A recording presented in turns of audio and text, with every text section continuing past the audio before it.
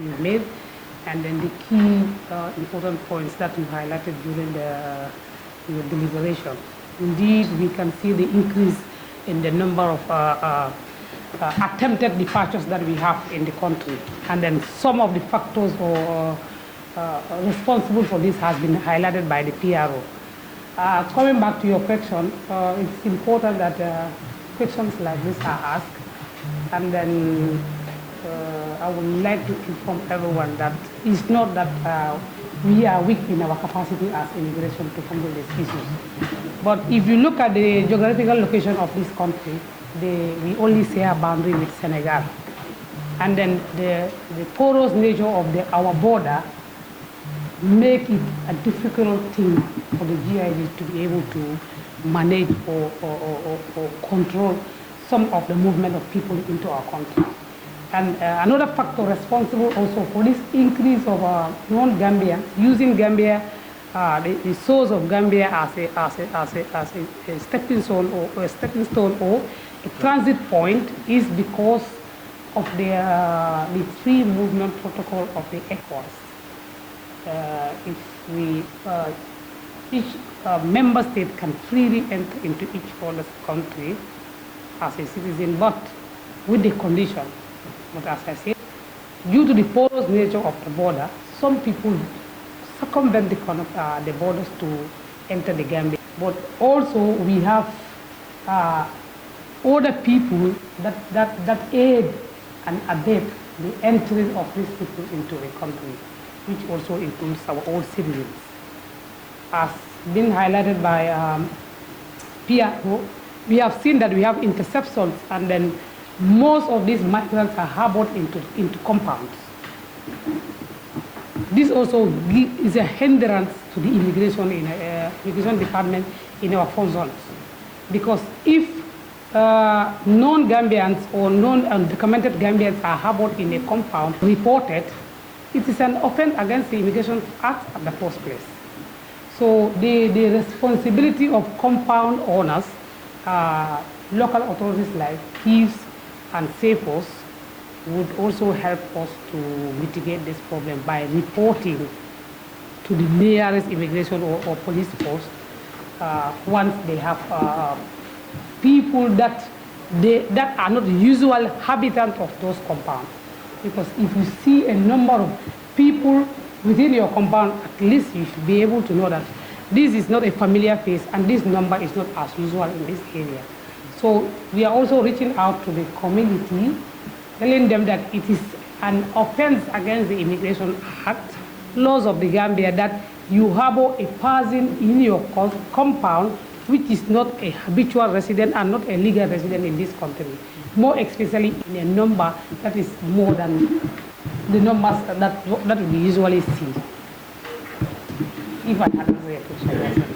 So the second question is asking about the fate of the non-Gambians that are intercepted, right? If I'm not mistaken. I want to help. You want to go? Okay, I thank you, Assistant Commissioner. They comes in with their national documents and they will go through all immigration procedures to get into our country. And normally, their reason of coming will be visit to family visits, family and friends. But now, if they now came, they will now look into what? This regular migration.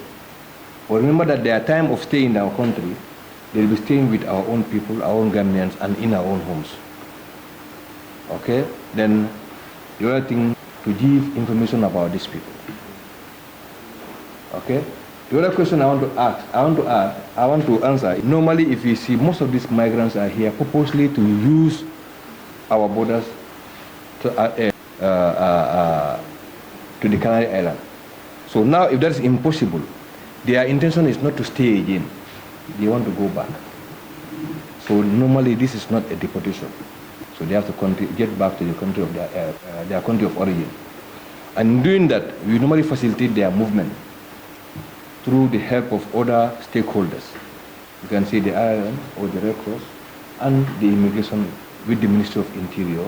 We facilitate and we send them to the nearest border or their point of entry. To their point of entry, then the other stakeholders or the other counterparts, the Senegalese, The embassy said we have only border with Senegal. Senegal will now also facilitate their other movement to the other border that they come through, and now finally to their countries of origin. Thank you. Towards our activities in trying to prosecute those people. But then remember that the Gambia Police Force also has its own mandate. There are crimes occurring in every institution.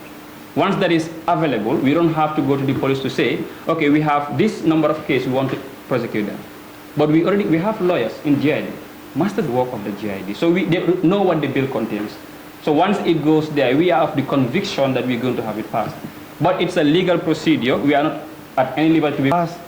Most of our catch or whatsoever interceptions, we have confirmed that most of these agents don't even have boats. So they only come them, feed them for the time. So the agents transfer the money to them and then they disappear and go on their own ways.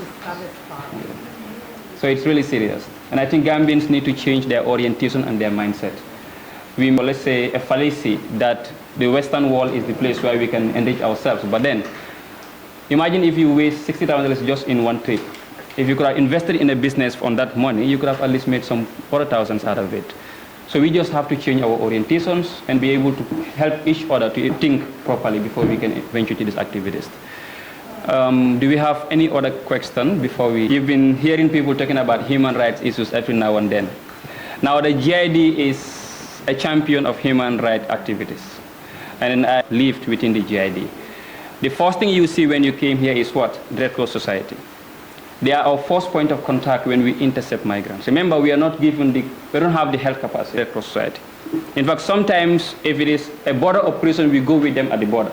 They will receive them, we escort them, and then they will come to the ground. The Red Cross now will provide meals a day. They will provide them psychosocial support. They also provide them any health issue that they may need. In a circumstance when somebody's health is deteriorating, the Red Cross doesn't have the powers to handle that. We refer them to the health center straightforward. So there is no circumstance when GID compromises with the health of those intercepted. Please let's take note that the migrants are not criminals. They are not perpetrators, but they are victims of the system. And by virtue of that, it is our mandate, it is our duty as law enforcement officers to safeguard their lives and their properties. So we don't joke with their welfare. If you ask them out there, they will tell you that we're taking care of them. We may have a capacity gap that I have to outline, that we don't have an adequate sleep. That is a gap we face. If you look at the reception center here, you don't see any beds.